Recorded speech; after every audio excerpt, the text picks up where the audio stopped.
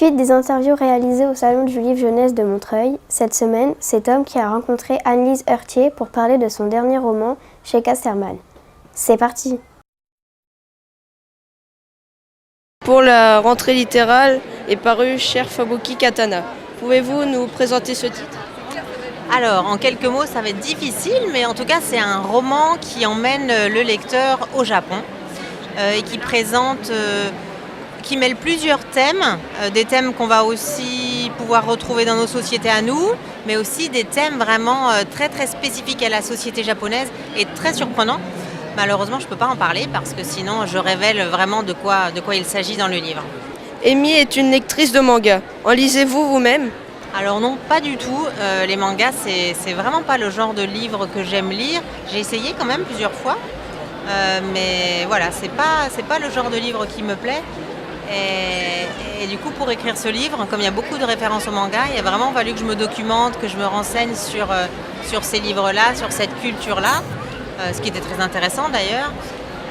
Et je m'étais dit que peut-être ça me permettrait justement de plus apprécier ce genre de livre, mais non, voilà. Je crois que je peux pas aller contre ma nature. Il y a certains genres de livres que j'aime pas et les mangas en font partie.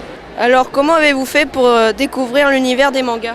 Beaucoup de recherches en fait, beaucoup de recherches documentaires sur internet, à la bibliothèque aussi. J'ai consulté pas mal d'ouvrages, de bibles entre guillemets sur les mangas. C'était vraiment très très très intéressant.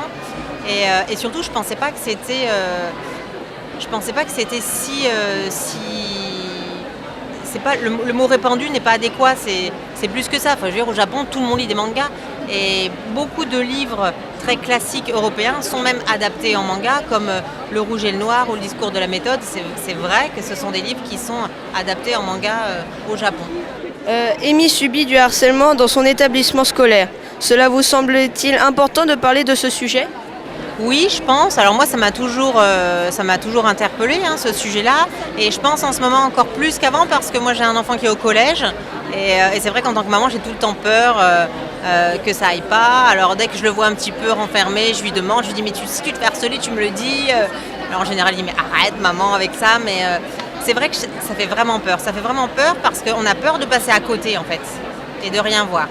Vous écrivez essentiellement des romans sur la vie quotidienne. Qu'est-ce qui vous intéresse le plus dans ce genre ? En fait, c'est pas tellement comme ça que ça commence en général. En fait, ce qui m'intéresse, c'est d'écrire sur des sujets qui m'interpellent. Et en fait, ce sont des sujets de société au final, parce que ce sont des thématiques que j'entends à la radio ou dans les magazines. Voilà, donc c'est pas vraiment vie quotidienne, le genre de sujet qui m'intéresse, c'est plutôt des sujets de société, voilà, qui nous permettent de questionner le monde, je pense, le monde dans lequel on vit. Une dernière question. Avez-vous de nouveaux projets pour 2020 ? De quoi s'agit-il ? Je viens de terminer un ouvrage à la frontière entre le récit et le documentaire sur la mythologie. Et puis là, je commence à réfléchir à un autre roman.